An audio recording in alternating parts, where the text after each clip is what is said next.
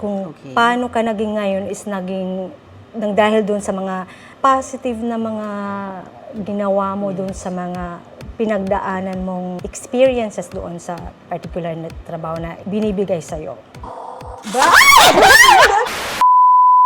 La la la, Roslyn, walang iwanan para sa sambayanan. Roslyn, la la la, Roslyn, ating kaibigan. La la la, Tara, Roslyn, kwentuhan tayo. La la la, Roslyn, walang iwanan para sa sambayanan. May adlaw mga bilirano. Ako po ang inyong abang lingkod na si Board Member Roslyn Espina Padas. Narito na naman po tayo sa isang episode ng Kwentuhan with BM Roslyn upang makapagbigay ng impormasyon na pwedeng pagkunan ng inspirasyon at kaalaman tungkol sa mga nagkalain-lain ng mga kaganapan o personalidad sa atong mahal na probinsya ng Biliran. Mga kaigsunan ko, please help me welcome our guest for today.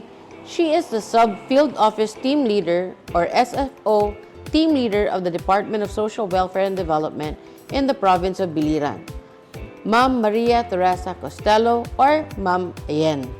Magandang araw, Ma'am Ayen, and welcome to Kwentuhan with BM Roslyn. Thank you, ma'am. Magandang araw po sa inyo at sa lahat na naka-view sa atin ngayon. Ma'am, welcome to Biliran. I know it is your first day dito sa aming probinsya. At biglaan ka na lang napunta sa Kwentuhan with BM Roslyn. Oo nga po, ma'am. First time, first sabak po. First po na nakita ko yung mga staff at saka first po na na-meet ko si ma'am. Ganito po yung scenario after the office time kanina. Yes po. And I'm so thankful, ma'am, at pinagbigyan niyo po talaga ako. Sobra. Welcome po, ma'am. So, first of all, let us learn more about the woman. Sakto. The woman behind DSWD Biliran. Ma'am, baka pwede niyo po naman kaming kwentuhan sa iyong journey. Kanina po, tinanong ko kayo, how many years you have been with DSWD? You said you have been with DSWD for 27 years? 20 po. I 20. started po 2004. Opo. Opo. Pero if, kasi po mostly yung counting po natin is upon regular na staff tayo. So, Opo. 15 as regular staff sa DSWD po. All in all, to include the MOA time na is 20. 20. Opo. So, kwento nyo naman in more detailed ng konti yung inyong buhay sa DSWD para bago kayo napunta dito po sa aming probinsya ng Biliran. Okay. So, I started po 2004. Na-assign po ako noon sa Crisis Intervention Unit. Almost, I think, or more than 2 years po ako na-assign doon. Tapos, after po ng assignment ko is ay na-reassign po ako sa disaster naman po. Disaster management. I think that was the first name ng aming section noon is program is Disaster Monitoring Unit. Okay. So through that, parang maraming evolution yung nangyari sa name pa lang ng aming section. Okay. Okay. As time goes by, nag-change ng mga names, pero more or less, ganun pa rin yung namin programs and services related to disaster provision of rehabilitation, ganun, response, So, during disaster occurrences. Like when we had Yolanda. Okay. Yes, ma'am. During Yolanda. You're very much active during that time. Yes, I was involved. Doon po ako na-assign sa hub namin. Yun yung hub namin kung saan yung mga distribution ng ating mga goods for the victims po. Okay. After po noon sa disaster, I was reassigned to head naman po sa supplementary feeding program. Uy, nice. Opo. Pero actually po, ang supplementary feeding program ay started po 2011. Okay. Parang part na po siya sa disaster. Okay. Kasi nga po, ang aming head po sa disaster is a nutritionist. So, kasama po doon sa kanyang, sa kanya yung implementation ng supplementary feeding program. Aside from other programs na nakapaloob doon sa disaster po. In-inculcate niya yung supplemental because she was a nutritionist. Opo. Which is nice din naman. More or less, involved talaga ko sa supplementary feeding program. Although medyo nag-separate lang kami ng kasi na-reassign na talaga ako dun sa SFP na kasi na-retain po siya dun sa disaster. Okay. Pero din naman kami, nagkasama din naman kami. Opo, bumalik. Okay. Opo. So, that's when the time na dito na kayo ngayon. So gano'n yun. Actually, nagpupunta din naman ako ng Biliran for other programs, monitoring of other programs, SFP, disaster, gano'n, pabalik-balik. Pero yung talaga na-assign ako for a specific province is ngayon lang po. Po. Unang araw, unang salta sa kwentuhan with BM Roslyn. Paunang bugso. Paunang bugso. O, di ba? Opo. At least. Ma'am, what personal achievement are you proud of that not many people know about? Sa journey ko sa DSWD, hindi ko naman po dahil sa isang gawain is ko na ganun yung aking achievement kasi hindi mo naman po din mahihiwalay yung lahat, yung pangkalahatan na mga functions mo na responsibilities mo towards sa iyong trabaho. So more or less nagiging parte talaga siya ng pangkalahatan na matatawag mong achievement kung paano ka naging ngayon is naging dahil doon sa mga positive na mga ginawa mo doon sa mga pinagdaanan mong mga experiences doon sa particular na trabaho na binibigay sa'yo. So, Opo, parang hindi ko siya although merong mga highlights noon na kasi nga sa disaster nga maraming maraming mga challenges diyan. So, mas ako doon sa ganon na sa area yung naging expertise nyo. Hindi naman siya, nahihiya naman akong sabihin expertise. Pero, kasi you've been there, I believe, for over 10 years. Tama po ba? Opo. More on disaster ang focus nyo. Opo. Actually, you are a blessing to Biliran dahil wag naman sana mangyari. Di ba? Sino ba may gusto? Pero if anything happens, at least we have somebody who's experienced enough. Di ba? Na maging, kumbaga, action dayon ang mangyayari. If ever, simba ko, di ba, nanay mahitabo. Pero syempre, we always pray nothing bad happens to our wag province. naman po sana. No. But Kasi, at least, having you here, leading DSWD, will be a big help. Will be a big comfort to us. Wow. Siyempre, hindi naman po lahat posible. Kung sa akin lang, siyempre, kailangan din ng support na alam ko naman na may bibigay ng ating province. Ay, of course. Dito po sa amin, tulungan lahat. Opo. Yun naman po yung Nagtutulungan po ang mahalaga. Yun po yung aking pagtutulungan. Hindi mo kasi kaya yung ikaw lang. Yes. Opo. No man is an island. Opo, tama nga po. Diba? Okay. Ma'am, what has been your personal philosophy in going about your duties and responsibilities, being a member of the DSWD family, and now the new SFO team leader here in Biliran? Sa akin po, naniniwala po ako na kung ano yung binigay sa'yo, gawin mo ng nararapat, ng mabuti, ng makakaya mo. Tapos, kailangan din marunong kang tumanggap ng hindi naman sa lahat ng pagkakataon na perfect yung mo.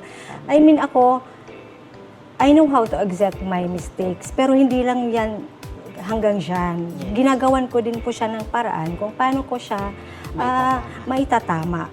Kasi mahirap din po yung papabayaan lang hanggang sa lumaki yung mahirap na yon. Oo. Hangga't maaga humingi ka ng advice or saan kung sinong pwedeng makakapagbigay ng assistance sa'yo na makakatulong dun sa problema. O, importante yun talaga. Mm-mm. Tapos, kailangan everyday is a learning process para sa akin. Hindi ibig sabihin na ako matagal na, alam ko na lahat. Yes, Actually, ang dami ng pagbabago sa araw-araw, kahit nga proseso sa isang office, madaming mga pagbabago na kailangan mong mag-adjust at saka matuto. Hindi yung kesyo matagal na, alam mo nang lahat, hindi. Importante din yung marunong ka mag-adapt, mag-adjust. Oo. Sabi ko kanina, maraming pagbabago, maraming mga pabiglaan. Yes. Oo. So, Parang kanina. Oo nga. Pumunta ka lang So, para oo. to discuss the programs Oo, ni Kong. so, ganun. Bigla-biglang Oo nga, pero minsan ma'am, naghihingi din naman ako ng ganito kasi nga sa akin mahalaga para sa akin yung bago ako ng masasabi ko, at least guided po ako sa amin kasi it reflects po kung ano po yung masasabi ko. Somehow it reflects po kung ano yung sa amin, sa office. Yes. Opo. Kasi nga yung pagka-assign ko po dito is parang sort of dinadala ko din po yung image ng aming office. Of course, So, of course. yun nga po. Now, let us learn more about the institution itself. Ma'am Ian, can you please briefly discuss the functions of DSWD as mandated by law? I'd like to say na as the main function na lang po based on Okay. our mission. So, DSWD po is the lead agency na nagpo-formulate, the lead agency to formulate, nag-implement po at nagko-coordinate ng mga programs and services, including sa ating mga policies na para sa ating mga people na siniserve, yung ating mga disadvantaged, yung ating mga vulnerable, yung ating mga nangangailangan. Yun po yung natin, main. Although na-follow na din po yung ating mga specific functions na binibigay nating mga klase ng mga programa, services na ating binoprovide sa ating mga clients. Opo. So, ano po ang mga programa na ipinapatupad ng iyong ahensya dito sa probinsya sa Biliran? Okay po. Yung mga programs and services na meron po tayo dito sa province sa Biliran, meron po tayong, I think, mas marami talaga nakakaalam, lalo na sa AIX. Oo, alam natin yan. Meron din po tayong sa social pension. Meron din tayong sa supplementary feeding program. Meron tayong kalahi. Mostly ang kalahi is andun na sa ating mga field. So this is siyempre close coordination yan ng ating mga local government units. Ito po ba yung Kalahi Seats? Opo, Kalahi Seeds. Meron po tayong Pantawid Pamilya Program. Yung 4-piece? Oo, 4-piece. Yun nga, yung madaling natin 4-piece. So, pag sinasabi natin DSWD, 4-piece. Okay. Meron tayong Sustainable Livelihood Program, SLP. Opo. At saka meron tayong mga programs and services na related dun sa ating mga disaster response and rehabilitation. Okay. Opo. Ma'am, ang Opo. SLP po na sinasabi nyo, pautang po ba yan ng gobyerno o bigay? I think it's the assistance na binibigay sa ating mga association na what particular na livelihood yung naangkop sa kanila, yung meron sila. So, Opo. it's for associations, hindi for Yung iba, individuals? yung iba, meron namang association. Actually, meron silang mga programs na it's for the association, it's for the individuals. Ano po ang mga pwede pa nating maasahang mga future programs ng inyong ahensya dito sa probinsya sa Biliran? Okay, sa pagkakaalam ko, sa ngayon po, meron po tayong sinasabing card, although ginagawa pa po natin ang mga preparations para sa implementation ng card. And I think meron naman pong mga programs na coming, although hindi pa man naman po definite yung mga guidelines kung kailan ba talaga i-implement. Pero I'm sure when it comes to DSWD, marami yan na darating. Yes, for Opo, sure. opo. Ma'am, can you elaborate lang ano po ibig sabihin ng card? Ang card po is Cash Assistance and Rice Distribution. So ito po yung ating program na binibigay. Meron po tayong sinasabi na worth na ganitong amount. 3,000 po yung cash natin. Tsaka meron po tayong 1,000 para sa rice na para sa ating mga beneficiaries. Total of 3,000 pesos including na the I mean, rice. tama. Ito include the rice. Kasama with, kasama talaga siya. 3. So, 2 yung Cash. cash talaga, tapos 1 yung para sa rice. Okay. Opo. So, napakagandang programa Opo. po niya para sa Bilirano. Malaking tulong po yan sa lahat ng mga beneficiaries natin. Kasi kung 25 kilograms yung ibibigay na bigas, Opo. tapos 1,000 pesos lang, that means parang 40 pesos lang ho, per kilo. Wala ka ata makikitang 40 pesos kada kilo ng bigas dito sa Opo. palengke ngayon. Parang 57? Magkano ba? 57? Meron tayong 54. 54 imagine, meron. no? So, 54 up. napakalaking tulong sa Opo, mga Bilirano talaga. itong umaabot na card program ng DSWD. Opo. Ng Malaki ating talaga. presidente at ng DSWD. Yes. Napakaganda. So, ma'am, I know this is somewhat cliche, no? Opo. Bago ka pa lang dito, Opo. hindi pa nga umiinit ang upuan nyo sa opisina. Opo. Pero tatanungin ko na kayo kagad kung ano ang sa tingin nyo magiging legacy nyo dito. Pero I know with your experience and all, you can tell us or give us an idea where you see DSWD growing in the next few years and what your legacy will be here in the province. Yung ating naman pong nito is for sustainability sa ating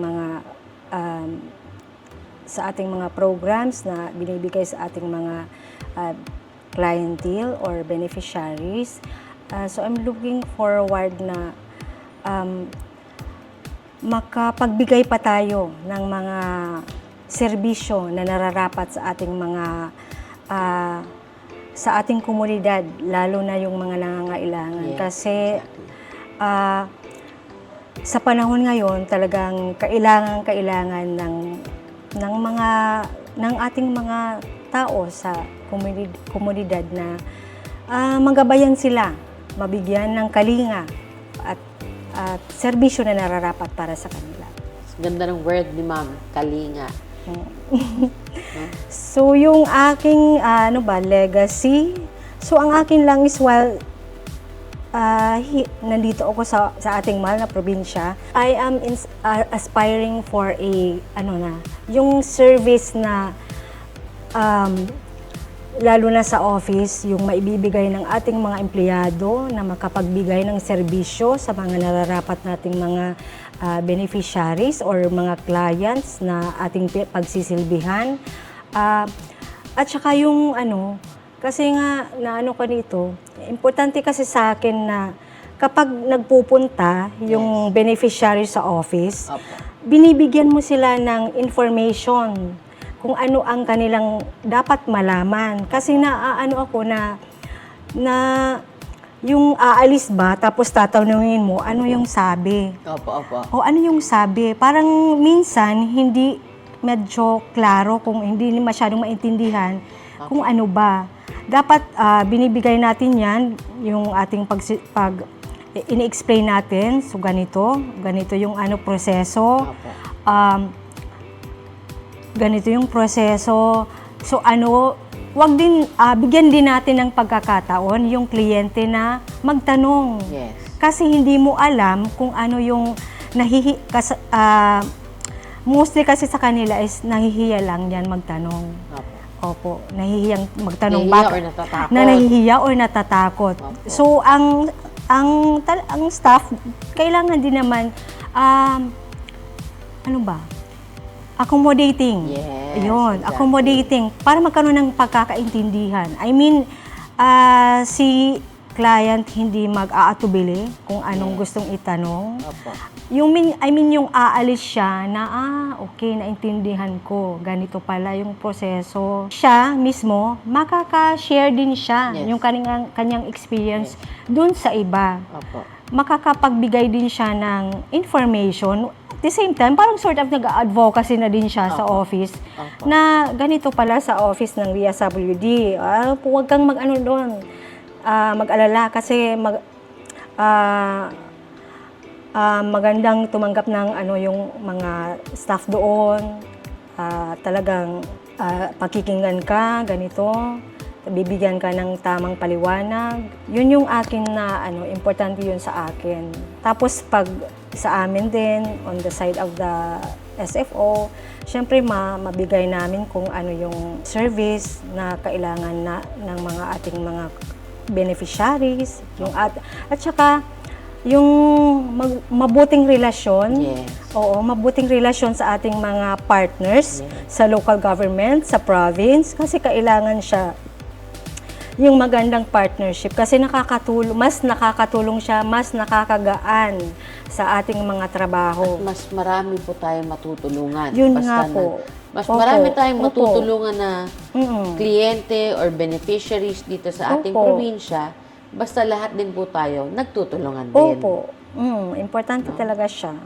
Yes. In all aspects, importante talaga yung ganyan. At Lalo na nagkakaintindihan. Oo, yun po. Importante. No? Salamat No po, ma'am. Opo. Diba? Katulad po ni ma'am. First time to meet. Yun. Napisapilit na. Oo. Kahit ganun, okay lang. So, Ma'am Ian, Po. since nakapagkwentuhan na naman po tayo tungkol po. sa inyong bagay na personal sa inyo, Opo. pati na rin sa mga nagkalain-lain ng mga programa ng DSWD dito sa atong probinsya, mapunta naman po tayo sa kulitan portion ng ating episode. Oh. No? Dito sa Kwentuhan with BM Roslyn. A few moments later. So, ma'am, ang ating laro for today, ang tawag dito ay Beware of the Dog.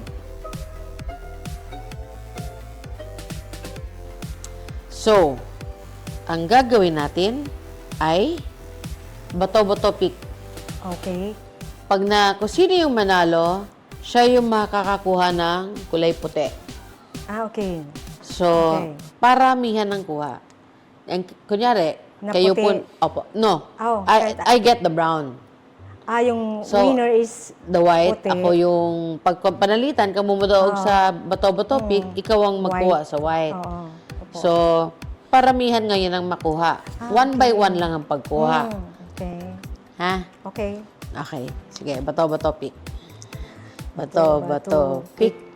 Bato-bato pick. Ay, ang galing. Parata. Ngayon lang, ma'am, yan. Ngayon lang yan, ma'am. Naka-ano ba to o i-on ko pa? I-on ko pa?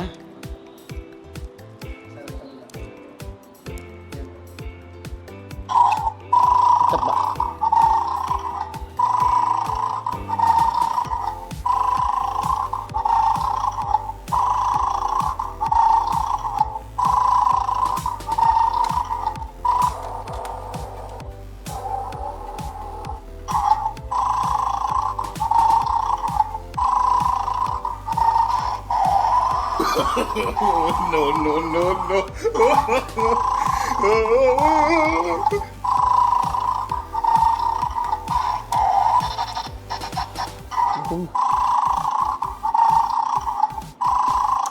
Agoy. Wait lang, ma'am. Diyos ko, Lord, amen. Diyos ko, Lord. Why? Sorry. Ay, sabi, kulbo mo na pa ito. Okay. So, patas tayo, 4 points. Wala akong nagulat, ma'am, kung sa iyang reaction. Wala naman. Agoy na unsa. Kala niyo. Oo, akala ko ganun lang siya. Matatapos ang lahat ng walang mangyayari. Paano na ba to? Yan. Balik natin. Now I know. So, patas, 4-4. So, kung 15 mo daog, ikapila mo Halo ni. na to, ma'am. Off sa... Off. So, every 4 na ano yun, na react. Observe. Depende, naka-ano yun, naka-program. Okay. Bato, pick na saan? Okay. Bato, pick. Okay. Brown. Very good. At long last. Okay. Okay? Okay.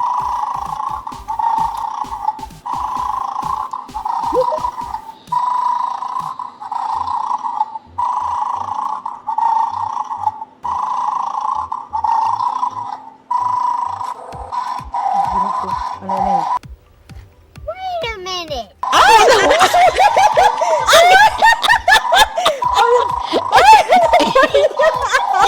My God! Ano ba yan? Ano? Feeling ko man winner ako. Sorry.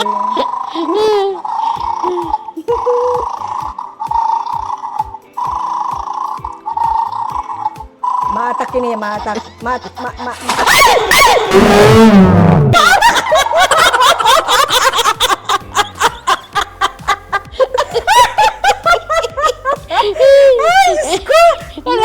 May kukul ba ako? Ano ba? 1, 2, 3, 4. 1, 2, 3. Oh my God. Ano na? May ma'am Ha? winner ka, ma'am. Winner ako. Oo. 1-0. Tagoy. Kalma lang. Ah! Be, asan nga yung pagkuhan sa level? Actually, nakakalasan ka lang because of pero ang kanyang level is sa adi, so makakakuha ka lang. Kailangan mo lang maging Si ma'am pinag-aaralan na. Para kasi kayo, Jerma, siniseryoso yun. Ina-analyze mo, ha? Oo, kasi ano yung level, tapos so, maging kalma ka lang, hindi ka Kasi didahan, aniya, pag... Sige, Pag check and strike pray na kasi santa. Di ba, ma'am? Di ba? Fan naman.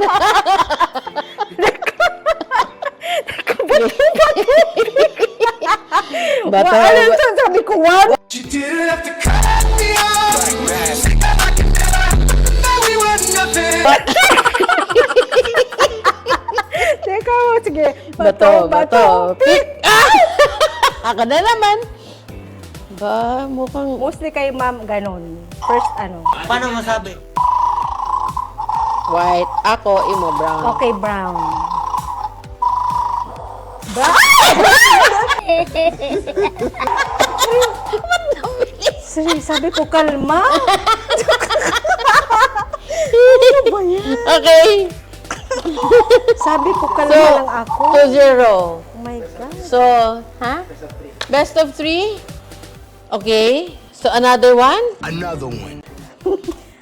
Best of 3 ko na, ma'am. Parang sure na, ma'am. Pwede mag-concede. Sige. Bato. Teka, ma'am. Bato. Pick. Oh, first mo lang ito. Bato. Pick. First kasi Ikaw. ma'am, mostly ganon. Paano masabi? Okay. White ka. White. Yep. White. Oo nga, win. Eh, sabi ko na, ma'am, I concede.